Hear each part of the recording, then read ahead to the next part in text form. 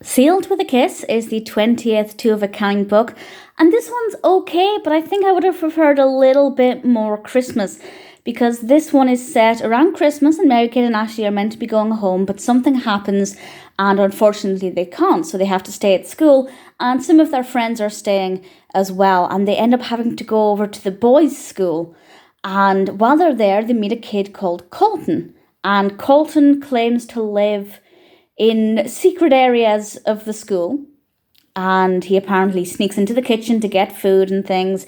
And while Mary-Kate is very much taken by Colton, Ashley's rather suspicious. So that mystery was really interesting. I did find it to be quite fascinating. I did want to know who he was and what was going on, because I didn't believe he'd lived within the school undetected for a year. I didn't buy it at all, but I had no idea what was going on, and it worked very, very well.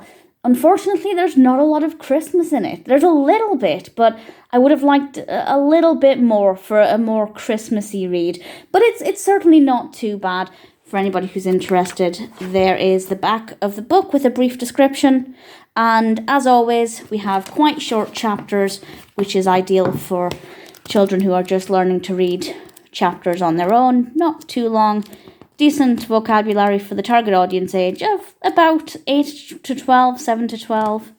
This is not one I read as a child. I only read up to, well, I don't think I ever read up to the diaries as a child. The diaries come before this. So this was the first time I was reading it, and the mystery element wasn't too bad. It's not a personal favourite, but it worked well enough. Could have done with a little bit more Christmas.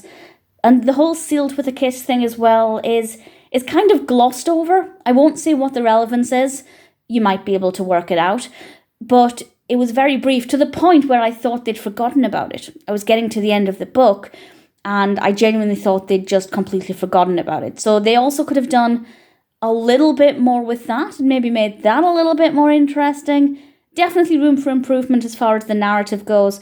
But as I said, it's not too bad. Sealed with a Kiss is still a pretty decent read.